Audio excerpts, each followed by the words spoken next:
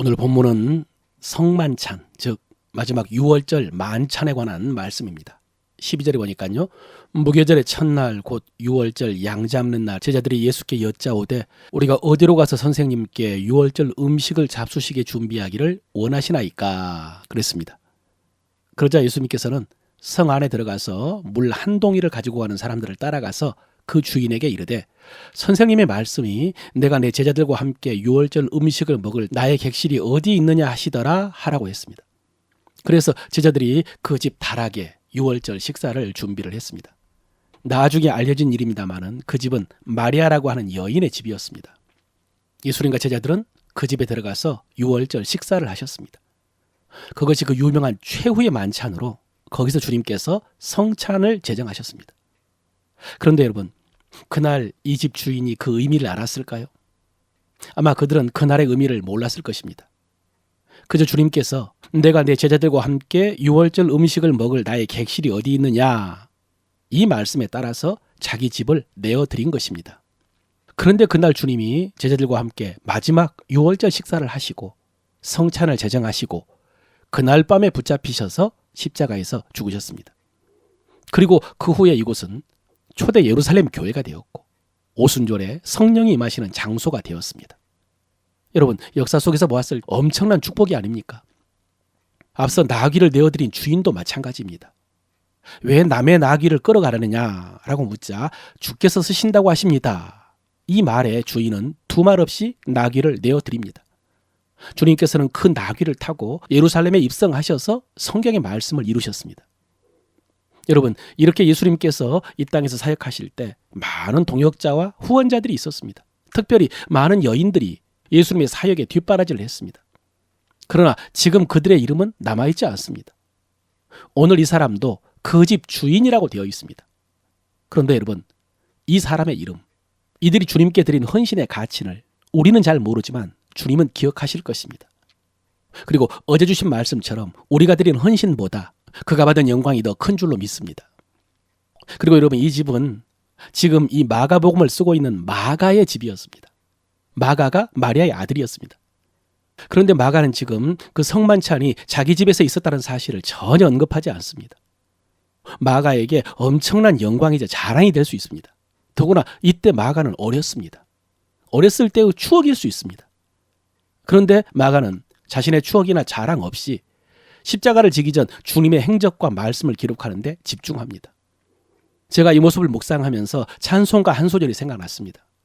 찬송가 149장이죠. 주 달려 죽은 십자가라는 찬송가 2절입니다. 죽으신 주 밖에는 자랑을 말게 하소서. 보혈의 공로 힘입어 교만한 마음을 버리네. 여러분, 이 고백이 여러분의 고백이 되시기를 바랍니다. 당시 유대인들에게는 이 유월절이 굉장히 중요한 날이었습니다. 이스라엘 백성들이 애굽에서 나올 때 하나님께서 애굽에 10가지 재앙을 내리셨는데 마지막 10번째 재앙이 애굽 땅에 있는 모든 사람과 짐승, 가축의 첫 새끼, 초태생이 죽음에 이르는 재앙이었죠. 그런데 하나님께서는 이스라엘 백성들에게 어린 양을 잡아 그 피를 문설주에 바르라고 하셨고요. 죽음의 천사는 그 피가 발라져 있는 집은 들어가지 않고 넘어감으로 그들이 구원을 받았고 그 재앙으로 인해서 이스라엘 백성들은 바로에게서 해방될 수 있었습니다.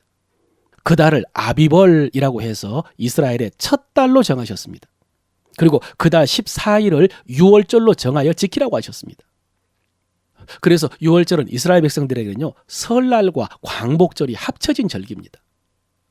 그러니 유월절은 손꼽아 기다리는 절기였고 그날 저녁에 가족들과 함께 먹는 식사는 명절 최고의 전통이었습니다. 그런데 오늘 본문에서 예수님께서는 이 유월절이 하나님 나라에서 이루어지기까지 다시 먹지 않겠다라는 말씀을 하셨습니다.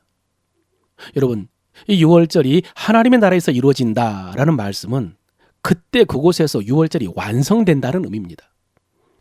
우리가 아는 것처럼 유월절은 예수 그리스도께서 이루실 구원의 예표입니다.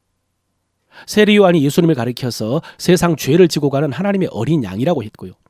사도 바울도 주님을 가리켜서 유월절 어린 양이라고 했습니다. 오늘 주님께서 이 유월절 식사를 하시면서 포도주를 자신의 피라고 하시고 떡을 자신의 몸이라고 하셨습니다. 그래서 유월절에 어린 양을 잡아 그 피를 문설주에 발랐을 때 죽음의 천사가 넘어가서 그 집안에 있는 모든 초태생들이 죽음에서 구원받은 것처럼 예수 그리스도께서 십자가에서 흘려주신 그 피로 인해서 우리가 죄사함을 받고 사망에서 생명으로 옮겼습니다. 그래서 이 유월절의 예표는 사실 지금 이번 유월절에 십자가에서 이루어진 것입니다. 주님께서도 십자가 위에서 다 이루셨다고 말씀하셨습니다. 그런데 지금 주님께서 유월절이 하나님 나라에서 이루어지기까지라고 말씀하신 것은 아직이라는 의미가 포함되어 있습니다. 분명히 이번 십자가 위에서 유월절의 구원을 이미 이루셨지만 더 온전하게 완성된 유월절의 구원이 장차 하나님 나라에서 이루어진다는 의미입니다. 여러분, 이것은 우리 주님이 세상에서 십자가 구원을 다 이루시고 하늘에 오르셨을 때 성부 하나님께서 하신 말씀, 내가 너의 원수로 내 발등상이 되게 할 때까지 너는 내 우편에 앉아 있으라 라는 말씀을 통해서도 힌트를 얻을 수가 있습니다. 주님께서 이 세상에서 십자가 구원은 다 이루셨지만 그러나 원수를 발 아래 짓밟을 때까지는 아직 시간이 남아 있다는 의미입니다. 구약의 유월절의 의미가 애굽과 바로의 노예에서 해방된 구원이라면 지금 주님이 이루신 유월절은 사탄과 죄와 사망에서 해방된 구원입니다.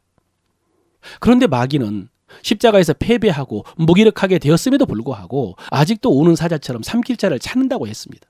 우리를 두렵게 하고 통치했던 그 죄와 율법과 사망의 힘은 잃었지만 그러나 거짓말로 미혹을 해서 아직도 사람들을 죄와 멸망의 길로 이끌어가는 것입니다.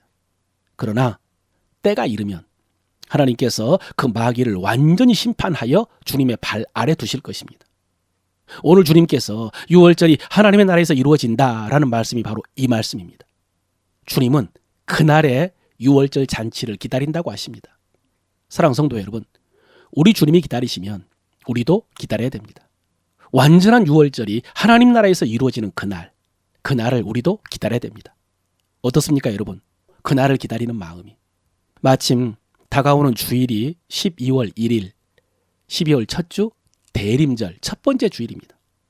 이 절기를 지키면서 주님의 다시 오심과 이로 인해서 완성될 하나님의 나라를 기다리면서요, 그 나라에서 주님과 함께 왕노릇하는 자가 되도록 사명 잘 감당하는 저와 여러분 되시기를 바랍니다. 오늘 우리가 입술로 고백할 우리 믿음의 도리입니다. 나는 오늘도 주님께 쓰임받기를 원합니다. 나는 오늘도 주님께 쓰임받기를 원합니다.